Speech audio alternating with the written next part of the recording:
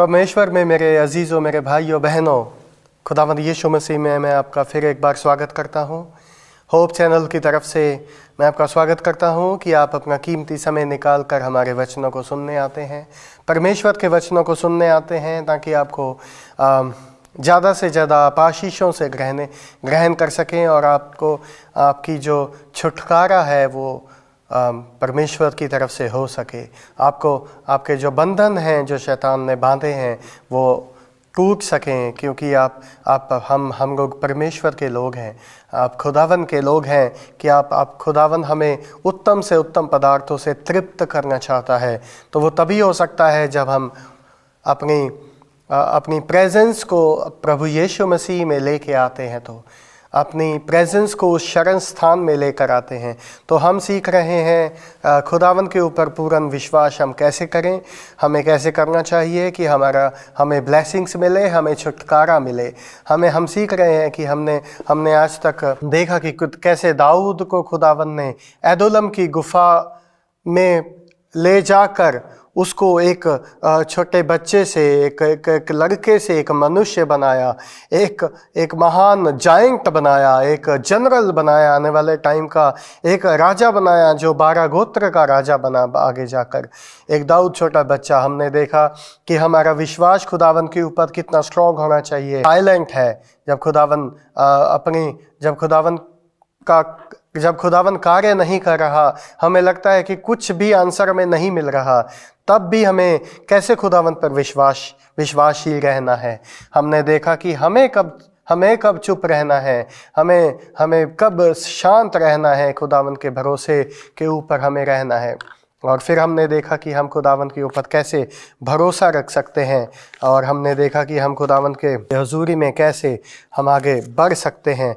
और हमने देखा कि हमें हमारी जो विजय है हमें खुदावन की तरफ से जो मिलती है वो कैसे मिलती है। हमने सीखा उसमें कि होली स्पिरिट हमें कैसे हमारे लिए कार्य करता है। हमने सीखा कि वो 3 डी हैं जो डिसन, जानना कि हमारा युद्ध कहाँ है। हमने देखा कि हमारा युद्ध कहाँ है, हमने उसके बारे में सीखा। हमने फिर सीखा कि हमारा वो 3 डी, डिसन, डिसाइड एंड डिक्लेयर। हमने डिसन मतलब कि हमें जानना है कि खुदावन हमारा जो युद्ध है वो कहाँ है। हमने सीखा कि हमें फिर डिसाइड करना है, जैसे जोशुआ ने डिसाइड किया। हमने देखा कि हमें फिर डिक्लेयर करना है, अपने मुंह से अंगीकार करना है खुदावंद यीशु मसीह का, और हमें डिक्लेयर करना है कि हम उसको हराने जा रहे हैं। फिर हमने देखा कि इन सब करने के लिए हमें क्या करना चाहिए। हमें होली स्पिरिट, हमें पवित्र आत्मा का सहारा हमें चाहिए। हमने देखा कि हमें खुदावंद का सहारा चाहिए, पवित्र आत्मा का सहारा चाहिए। और पवित्र आत्मा क्या काम करता है? पहला हमने देखा कि पवित्र आत्मा हमारे जो टूटे बंधन हैं उनको जोड़ता है। हमारे जो डैमेज है, हमारे जो टूटे हुए डैमेज पदार्थ हैं, हमारे शरीर के जो बॉडी के पार्ट हैं, वो उनको सही करता है, उनको रिपेयर करता है, और हमें नई चीज़ें प्रदान करता है। फिर हमने देखा कि हमें हमारे फेथ को स्ट्रॉन्ग करता है।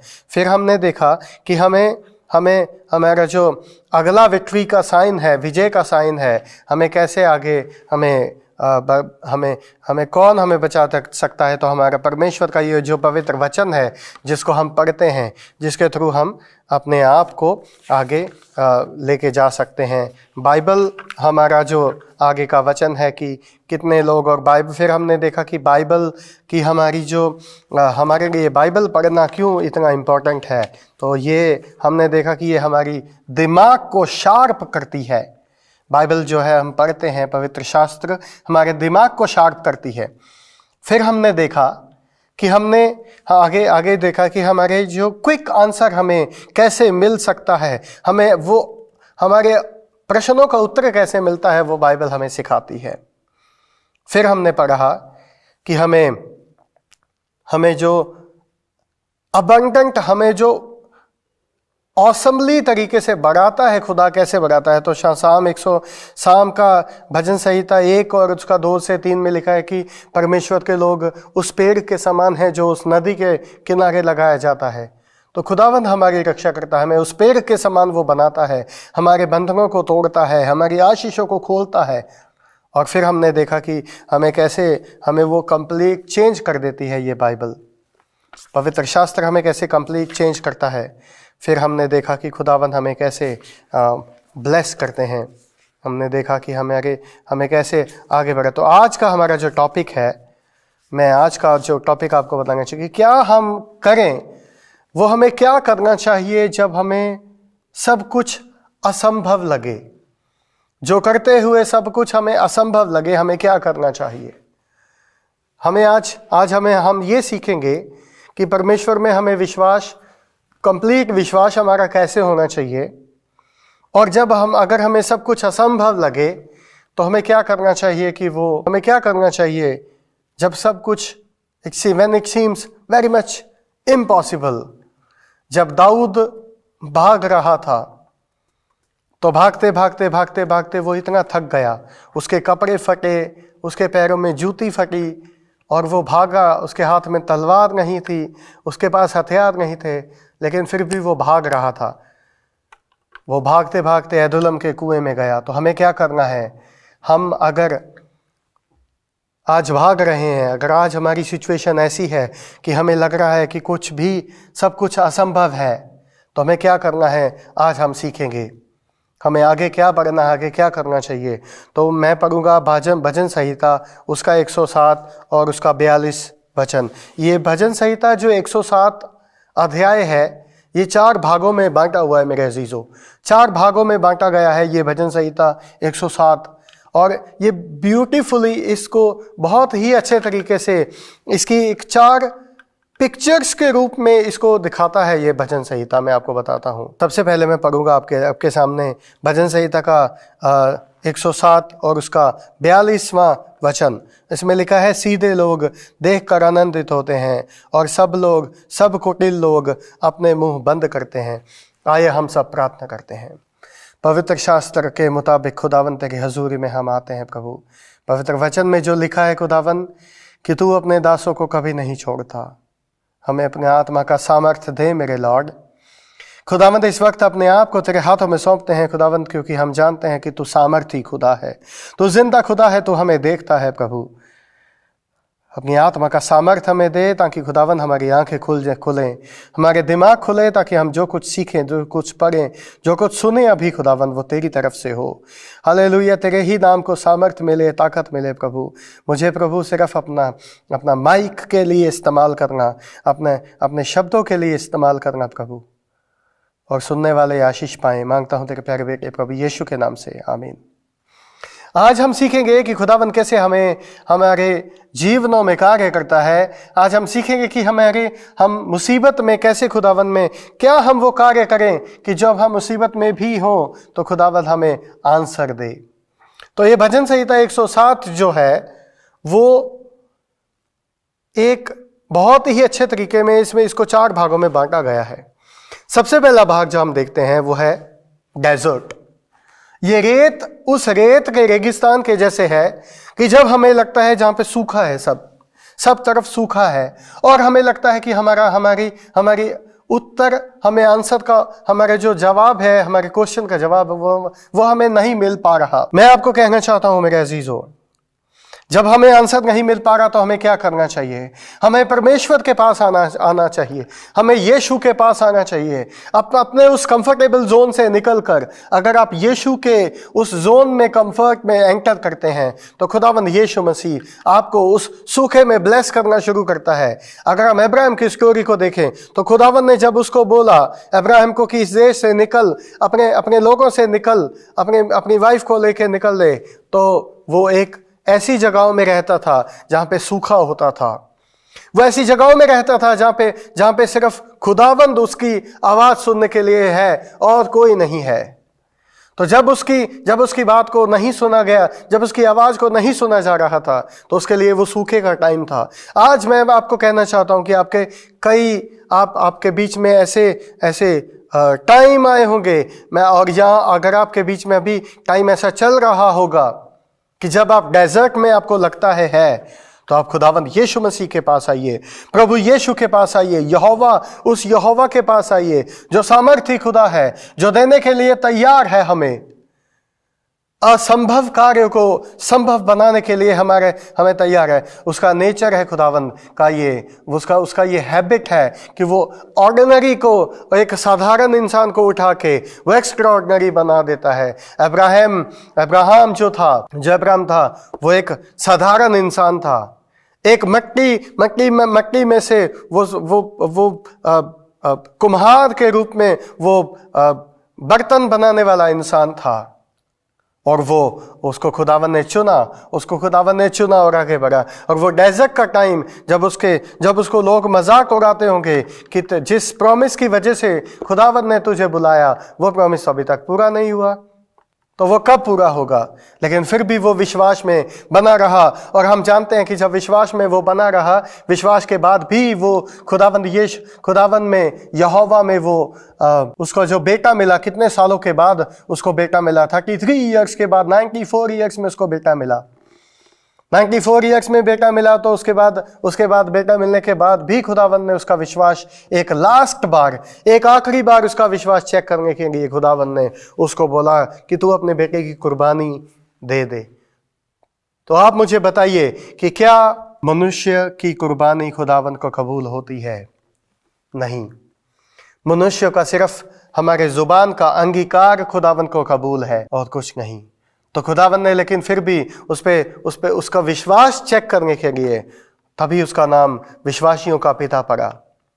जब अब्राहम को खुदा ने चुना तो वह डेजर्ट में था, तो वो डेजर्ट में खुदावन ने उसको चुना और वो विश्वास में रहा। मैं कभी इसके बारे में जब मैं पढ़ता हूं तो मैं सोचता हूं कि जब वो सिटी में से निकलता होगा तो खुदावन ने उसको इतना ब्लेस कर दिया था। जब उसको वो ब्लेसिंग्स जो खुदावंद उसको देना चाहता था वो अभी तक उसको नहीं मिली थी। आइजक के रूप में, उसके बेटे के रूप में, द प्रॉमिस जो खुदावंद ने उसके साथ एक वाचा बांधी थी कि खुदावंद उसको ब्लेस करने जा रहा है, उसकी जनरेशन को बढ़ाने जा रहा है, और वो बूढ़ा हो चुका था। तकरीबन 100 साल के आसपास की उसकी एज थी। 94 ईयर्स उसके 93 ईयर्स उसकी एज थी। तो उस एज में उसको अभी तक उसको वो नहीं मिला था जो उसको खुदावन ने वाचा बांधी, लेकिन खुदा ने उसको छोड़ा नहीं था। ये साइन होता है खुदा का कि खुदा आपको कभी नहीं छोड़ता, आपकी हर जरूरत को मुहैया कराता है। उसी बीच वो उसने अपने लोगों को बढ़ाया। और बाइबल बताती है और हिस्टोरियंस बताते हैं कि हमें उस जगह में जितने भी राजा थे वो सब इब्राहिम से डरते थे। वो डरते थे क्यों? क्योंकि खुदावन ने इसको इतना ब्लेस कर दिया था कि ये अभी खुदावन के हजूरी में रह के इतना ब्लेसड हो चुका था कि इसके पास सबसे ज़्यादा गाय भैंसें थी, इसके पास भेड़ बकरियां थी, सबसे ज़्यादा इसके पास पैसे थे, सबसे ज़्यादा इसके आदमी थे। तो आसपास के जो राजा लोग थे वो इससे कर्जा मांगने आते थे। खुदावन ने उसको इतना ब्लेस कर दिया था। तो मैं आपको बताता हूं कि अगर आप उस रेगिस्तान में, उस डेजर्ट में भी अगर आप खुदावंद के साथ विश्वास में रहते हैं तो खुदावंद आपको बढ़ाता है आगे। लेकिन बस एक ही खुदावंद चाहता है कि आप कंप्लीट भरोसा खुदा पर करो। उसने खुदावंद से दूसरा क्वेश्चन भी नहीं किया, उसने दूसरा प्रश्न भी नहीं किया कि प्रभु हम तो बूढ़े हो चुके हैं, हम कैसे माने कि हमारी जनरेशन आगे बढ़ेगी। लेकिन खुदावन ने उसकी जनरेशन को आगे बढ़ाया। हम सब स्टोरी को जानते हैं। मैं एक बार इसको पढ़ रहा था तो आई वाज थिंकिंग कि जब खुदावन उसको ब्लेस कर रहा था, तो जब इब्राहिम जो शहर से निकल रहा होगा तो लोग उसको पूछते होंगे कि कौन है तेरा खुदा, कौन है तेरा परमेश्वर जिसके तू आराधना करता है, जिसकी तू आराधना करता है और जो तुझे आगे बढ़ाता है, कौन है वो? क्या वो सूरज है जिसकी हम आराधना करते हैं? क्या वो मूर्ति है जो बाल देवता है जिसकी हम आराधना करते हैं? क्या वो ये पेड़ है जिसकी हम आराधना करते हैं? तो क्या वो सूरज चांद सितारे हैं जिसकी हम आराधना करते हैं? तो अब्राहम उनको यही जवाब देता होगा, नहीं, ये सब कैसे हो सकते हैं? मैं जिनकी आराधना करता हूं, मेरा खुदा, ये सब कैसे हो सकते हैं? इनको तो मेरे खुदा ने एक मुंह के वचन से बना दिया। इन सब की आराधना हम कैसे करें? मेरा खुदा तो जिंदा खुदा है जो मुझसे रोज रात में आके बातें करता है। मैं आपको कहना चाहता हूं कि हमारा खुदा रोज आपसे बातें करना चाहता है अगर हम विश्वास में रहते हैं तो। अब ज़रफ़ेत की औरत के बारे में अगर हम सोचते हैं, 2 लकड़ी ली और अपने बेटे और खुद को खाना बना के मारने के लिए तैयार थी वो। लेकिन अगर वहां पे एलाइजा आता है, एली आता है और आके उस 2 लकड़ी से, वो जो 2 औरत 2 लकड़ी से का खाना बना के खा के मरने वाली थी, उसको एलिया ने वहाँ पे, खुदा ने वहाँ पे उसको ब्लेस किया। तो अगर वहाँ पे खुदा उनकी सुन सकता है तो मेरे अजीज़ों, मैं आपको बताना चाहता हूँ कि खुदा हमारे लिए भी है, हमारी भी प्रार्थना को सुनने के लिए तैयार है। कभी भी किसी भी वक्त वो हमारी प्रार्थना को सुनता है। अगर आज आपको लगता है कि आप डेजर्ट में हैं, तो आप अपने उस शरण स्थान में आ जाइए जहाँ खुदावंद आपको मिलने के लिए तैयार है। आप उस अपने शरण स्थान में आइए जहां प्रभु आपके सामने इंतजार कर रहा है और आपको वो ब्लेस करने के लिए तैयार है। दूसरा हम देखते हैं प्रिजन। इसका 107 और 10, उसका 107 और 10 वचन में लिखा है, जो अंधेरे और मृत्यु की छाया में बैठे और दुख में पड़े और बेड़ियों से जकड़े हैं। दूसरा इसका जो पिक्चर है, दूसरी वो ये शो करता है, ये दिखाता हमें कि हम वो लोग जो बेड़ियों में जकड़े हुए हैं, जो जेल में पड़े हुए हैं। आज मैं आपको बताना चाहता हूं, कहीं ना कहीं आप लोग और हम लोग, कहीं ना कहीं हमें लगता है कि हम या कहीं ना कहीं आपको जिंदगी में लगा होगा कि आप बेड़ियों में, आप रिलेशनशिप में फंस गए, कि आप रिलेशनशिप में फंसे हैं और उस रिलेशनशिप में आपको निकलना है और आप निकल नहीं पा रहे हैं। सबसे बड़ी एग्जांपल मैं आपको इसमें बताना चाहता हूं याकूब की, कि जब याकूब नेचर में ऐसा नहीं था, जब उसने धोखा दिया, उसने खुदा को धोखा दिया, उसने अपने बाप को धोखा दिया और फिर उसको दुख हुआ। वो रास्ते भर में जाते जाते यही सोचते हुए जा रहा था याकूब कि उसने धोखा दिया है, और वो परमेश्वर से बातें करते हुए जा रहा था। और रास्ते में उसने एक बार जाते हुए एक रास्ते में जब वो अपने मामा के घर में लाबान के घर में जा रहा था, तो उसने रास्ते में जाते जाते एक पहाड़ के ऊपर जब वो सो गया तो उसने देखा कि एंजल्स ऊपर जा रहे हैं। एक सीढ़ी है जो स्वर्ग की तरफ है और वो ऊपर और नीचे जा रही है, और एंजल जो हैं, जो फरिश्ते हैं, वो ऊपर से नीचे आ रहे हैं और नीचे से ऊपर जा रहे हैं। और उसने उस पत्थर को वैसे का वैसे ही वहाँ पे खड़ा किया और उसने बोला कि जब उसको मौका मिलेगा वो वापस आके उस पे बड़ा भवन बनाएगा। और वहाँ पे खुदा ने उसको ब्लेस, क्योंकि खुदा उसको जानता था। खुदा आपके नेचर को, आपके दिल को जानता है। प्रभु आपके नेचर को जानता है। मेरे अजीजों, मैं आपको बताना चाहता हूँ, खुदावंद आपके दिल को जानता है। आपकी हड्डी को उसने लिखा है, मैंने तेरे एक एक हड्डी को गिना है, मैंने तेरे एक एक बाल को गिना है, मैंने तेरा चेहरा अपने हाथों में खोद कर बनाया है।